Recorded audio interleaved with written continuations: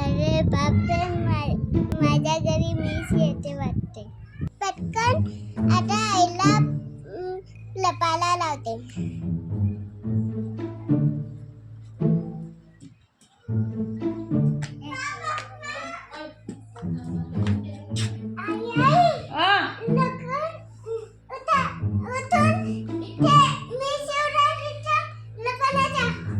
काऊन ग प्रांजल? 4 दिवस स्कूलमध्ये नाही गेली. मी ना मिसला सांगितलं की माझी आई आजारी आहे. त्यांना आता तुम्ही चांगले दिसणार. हो का?